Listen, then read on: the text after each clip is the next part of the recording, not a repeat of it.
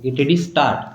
Now, for many years past, most of these problems have been considered in the world context, and I had a feeling, and I still have that feeling, that the continent of Asia is somewhat neglected, somewhat overlooked.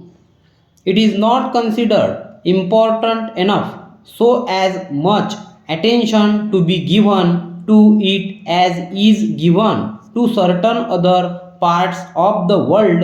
Possibly that has been so because most of the people who were considering these problems were themselves intimately connected with the other parts of the world, and naturally they thought of them in the first instance.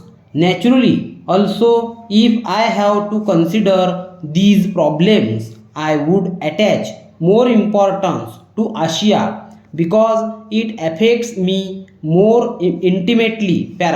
About that kind of reaction apart, it is quite obvious that you cannot consider the problem of Asia or the problem of Europe or the problem of America or the problem of Africa in isolation from the problem of other countries.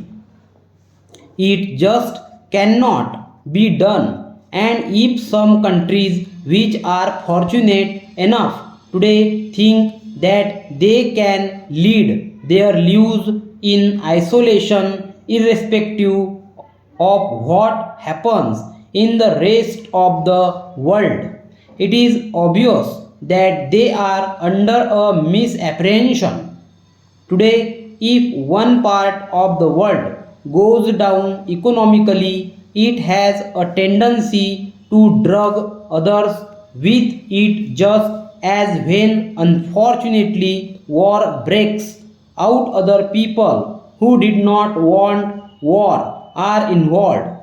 So it is not a question of the prosperous merely out of the generosity of their hearts, helping those who are not prosperous, though generosity is a good thing, but it is a question of enlightened self interest, realizing that if some parts of the world do not progress, remain backward, they have an adverse effect on the whole economy of the world, and they tend to drag down those parts that are at present prosperous.